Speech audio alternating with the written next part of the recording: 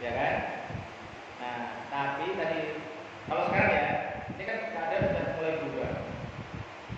Jadi kalau lihat tadi Rasulullah persiapkan diri dengan baik dengan kemapanan ekonomi dan ilmu, ya, kemapanan intelektual dan finansial itu penting sekali.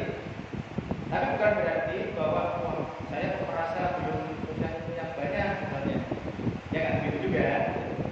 Karena kenapa? Kita sudah mendapatkan ilmu dari Rasulullah. Dari mana tuh? Al-Quran dan hadis. Misalnya, dapatkan bentuknya macam-macam. Nanti nyambung juga dengan yang kedua.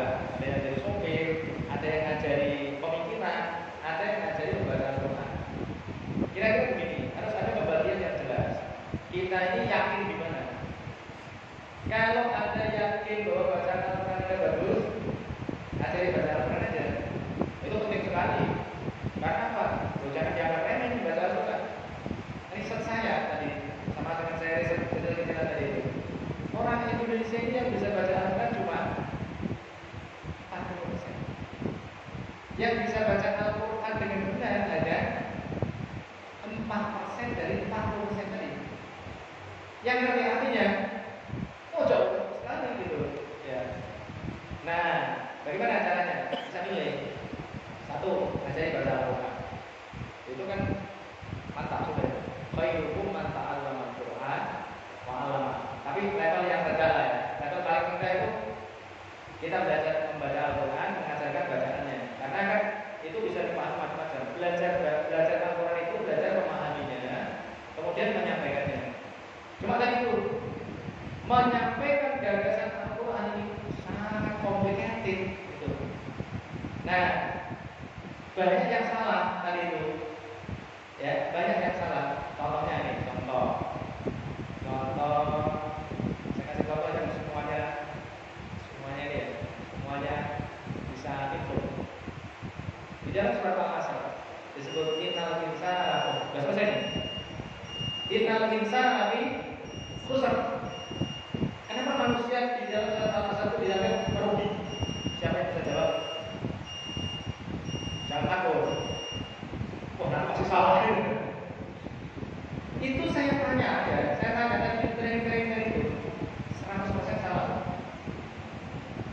Kebanyakan jawabnya adalah karena tidak memanfaatkan waktu. Ya, betul? Ya. Dan setelah saya cek ternyata Pak Ustaz itu semuanya menjelaskan begitu. Silakan cek di YouTube, mulai dari Ustaz yang viral, kemudian tidak viral. Nanti akan menyatakan bahwa tidak memanfaatkan waktu. Saya tadinya bingung tuh, gimana cara menjelaskannya? Kemudian saya tanya, ada nggak di sini yang orang tuanya cuma lulusan SD, bukan termasuk apa?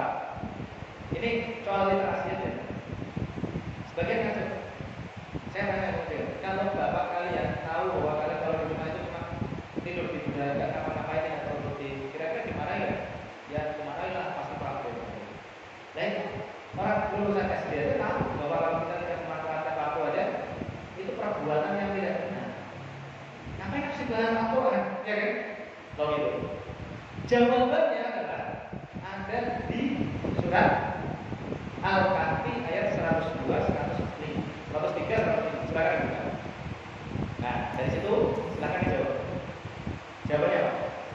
Qul hal nunabbi'ukum bil akhsarina a'mala alladziina dhalla sa'yuhum fil hayatid dunya wa hum yahsabuna annahum yuhsinuna sun'a. Ulaika alladziina kafaru bi ayati rabbihim wa liqa'ihi fahabitat a'maluhum fala nuqimu lahum yaumal qiyamati wazna. Itu. Ya. Apa tadi? Bolehkah kami terangkan? Ya. Siapa itu orang yang paling rugi amalnya? Dan sudah beramal atau belum? Sudah. Kalau sudah beramal sudah memanfaatkan waktu atau belum? Sudah. Dari gagal dari jawabannya. Di situ dijelaskan alladzina dhalla sa'yuhum fil hayatid dunya wa hum yahsabuna annahum yuhsinuna sun'a. Ulaika alladzina kafaru bil ayati rabbihim wa liqa'ihi fahabitat a'maluhum. Jadi orang yang tidak beriman kan itu sudah disebutkan illal ladzina amanu. Orang yang tidak beriman baru amalnya banyak, maka amalnya itu tidak dihitung oleh Allah. Itu di ujung ayat 105. Fala nuqimu lahum yaumal qiyamati wazna. Itu. Kenapa rugi? Karena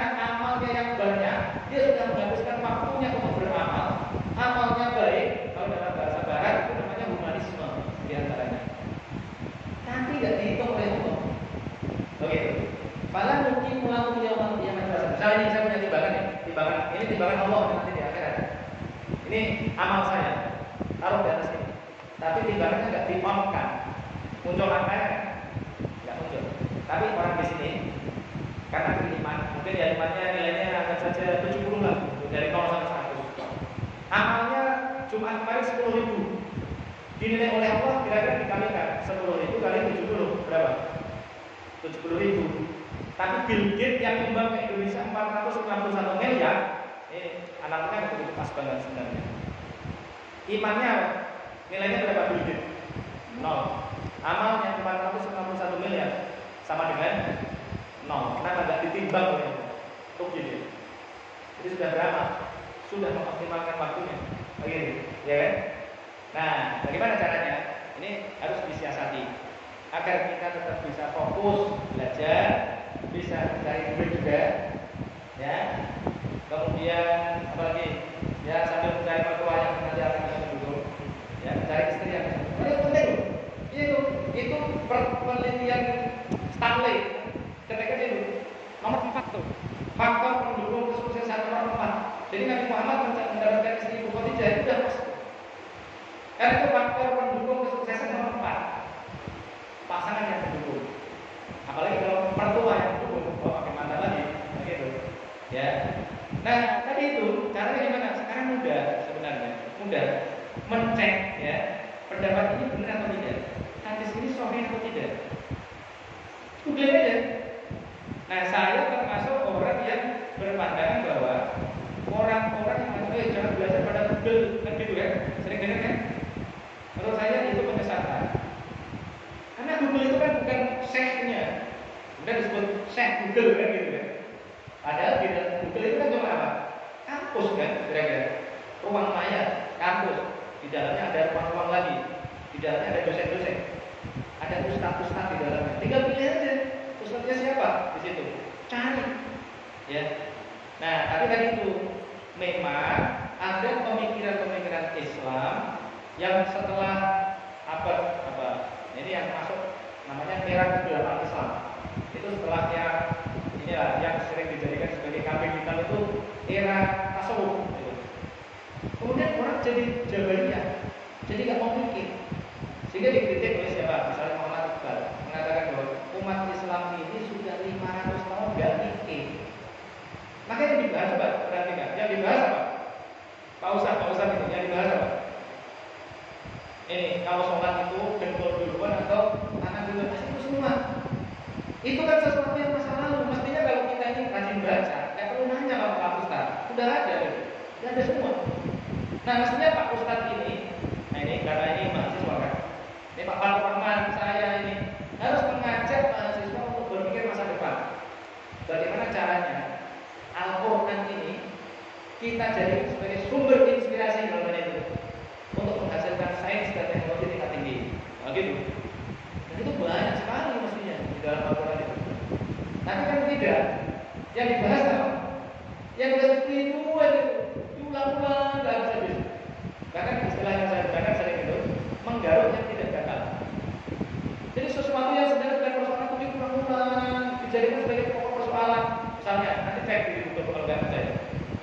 Misalnya ada yang bilang ini, kalau nyebut Israel itu jangan Bani Israel, karena Bani Israel itu adalah anak-anaknya Yakub. Israel itu adalah gelarnya Yakub. Jadi kalau kita melaknat Israel itu sama dengan melaknat Nabi Yakub. Itu kan permasalahan masa lalu yang kemudian nggak ada hasilnya gitu, kira-kira. Nih misalnya kalau Maulid, Maulid ini beda atau nggak beda? Itu diulang mulai dari dulu sampai hari ini. Nah kira-kira gitu. Ya, kita harus keluar dari situ. Mahasiswa ini yang kritis ini harus keluar dari situ. Harus keluar dari pembahasan yang sudah dibahas masa lalu dan umat Islam nggak pernah ketemu. Ya kan? Ujungnya kan silakan kalau kamu begini ya silakan, kalau itu ya silakan. Kalau saya nggak bisa dibahas lagi, kita baca aja sambil mau tidur. Nah sekarang cari tadi materi-materi yang membuat anak-anak muda terutama mau untuk berpikir masa depan. Nah apa itu? Yaitu mengembangkan sains dan teknologi, ya, mencari pertemuan antara ayat kauniyah dengan ayat kauniyah. Kenapa? itulah yang tadi itu saya sebut membuat saya itu jadi yakin bahwa Al-Quran itu benar. Maka saya kemudian kembali ke Islam itu karena itu. Jadi kalau sebelumnya berislam secara doktriner, kalau sekarang berislam secara rasional, betul-betul pilihan gitu. Ya. Yang kedua tadi apa ya? Aduh sorry. Kontemplasi. Nah, oke ya tadi itu. Nah jadi bisa macam-macam tadi itu kontemplator atau dari pemimpin dari apa saja. Memang Rasulullah ini orang yang orang tapi memang sudah bisa jadi pemimpin bisa, makanya disebutkan jadi bapak bisa. Ini bapak-bapak, ini saya tes nih bapak-bapak. Kalau nanti punya istri, siapa namanya? Siapa? Saya, Mas Said. Kalau punya istri, pulang bawa jeruk, kemudian Anda dikasih jeruknya, belum makan. Kemudian istri Anda nanya, manis enggak? Jawabannya apa? Manis. Itu belum nyontoh Nabi. Maksudnya jadinya gini, seperti kamu. Oh itu, ya. Paham maksudnya? Tapi ya apa-apa, nanti belajar sama saya.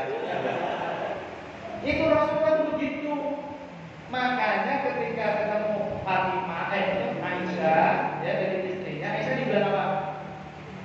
Ya Umayro, perempuan senang nggak? Panggil begitu, senang kan? Ya gitu, kira-kira. Loh Nabi itu bisa semuanya, kayu bisa, ya, jalan-jalan bisa. Cuma kadang-kadang dipersepsikan Nabi Muhammad itu sosok yang angker, sosok yang serius terus. Padahal kalau di sini sosok yang suka tertawa. Nah itu benar tuh. Rasulullah ya kadang-kadang main juga gitu sama istrinya. Kalau di lagu Aisyah itu lari-lari ya kan? Karena Aisyahnya sudah gedul, sudah orang Arab itu kalau sudah umur di atas 20, 25 tahun itu jadi gede badannya yang perempuan. Jadi sudah kalah tuh. Tadinya Rasulullah menang terus tadinya Aisyah menang terus karena dia masih muda kan. Rasulullah udah usia berapa itu? Udah 60, 50 tahun. Tadinya Aisyah yang menang. Nah kemudian diajak lari lomba lagi. Sekarang udah kalah tuh. Aisyah udah kalah karena sudah berat gitu loh kira-kira. Nanti difotoin jawab, jangan keluar. Berat nanti masalah. Emang bodinya orang-orang kan gitu kan, gede badannya. Udah kalah itu diakui sendiri oleh siapa? Oleh Aisyah. Dulu saya selalu menang, tetapi ketika saya sudah mulai badan saya sudah mulai besar, saya kalah oleh Rasulullah. Nah, ajak lari gitu kira-kira. Nah, menempatkannya di mana? Kasih contoh aja, misalnya ada di mana? Misalnya kayak saya ini. Saya ini kalau di pesantren sudah jadi apa? Kira-kira kalau di tradisi itu jadi kiai lah. Gitu. Kalau di tradisi mahasiswa jadi ustaz. Saya harus bagaimana? Apakah saya harus doa aja? Menurut saya itu akan menyebabkan santri menjadi malas bekerja. Nah, maka saya nggak pernah menyuruh mereka, ayo kerja enggak. Habis sholat, tadi kan selalu pakai kaos dalam. Habis sholat, kasih ceramah sebentar, 7 menit atau 10 menit, karena saya cuma supervisi aja. Habis itu saya ngasih makan kambing. Apa yang terjadi? Saya memberikan motivasi, kemudian saya melakukan sesuatu yang sangat teknis sebenarnya. Ngasih makan kambing, 200 tadi itu.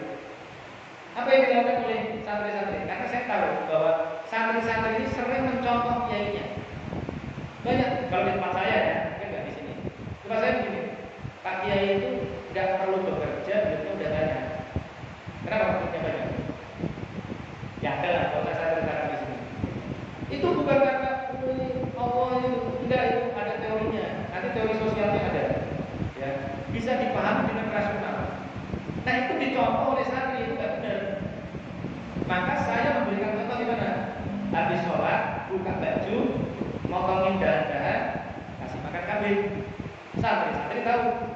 Kemudian mereka datang, ngasih apa yang perlu dibantu. Nah gitu. Kemudian mulai, ini kasih makan kambing. Itu.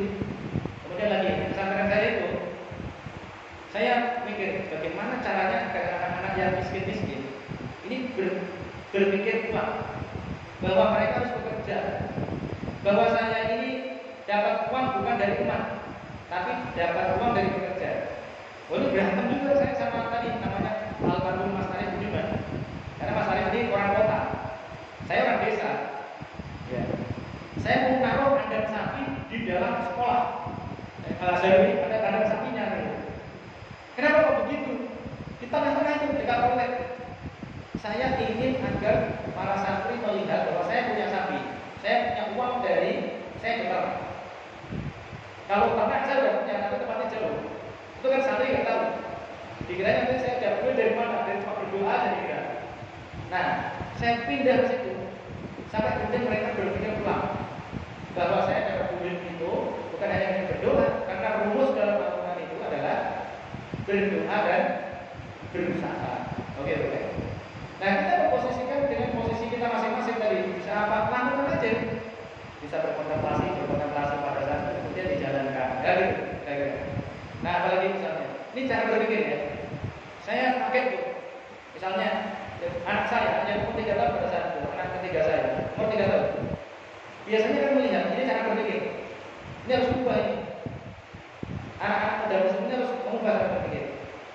Nah, biasanya anak saya melihat di kandang di planet Bumi itu ada 200 ekor kambing. Nah, tiba-tiba dia melihat ada ibu-ibu bawa kambing cuma 3 ekor. Anak saya bilang begini, "Bang, ibu itu kok kambingnya cuma sedikit ya?" Kenapa begitu? Cara berpikirnya kembali. Padahal orang-orang kampung itu nanya saya, "Pak Nasi, ada kambing segitu banyak, gimana cara ngasih makannya?" Oh gitu. Balik ya. Cara berpikir orang miskin, ya, dengan cara berpikir anak yang dilatih untuk kaya, beda kan? Oh gitu. Nah, makanya itu harus memberikan contoh sesuai dengan kapasitasnya masing-masing dan jangan lupa kalau jadi sektor, lakukan secara optimal. Kalau jadi kita itu pemimpin tertinggi, lakukan secara optimal dan seterusnya. Ini namanya berjamaah. Kalau berjamaah, maka bisa melakukan minimal kerjasama atau sinergi. Kalau kerjasama itu 1 tambah 1 sama dengan 2, 2 tambah 2 sama dengan 4. Tapi kalau sinergi 1 tambah 2 sama dengan bisa 1000. Oh gitu.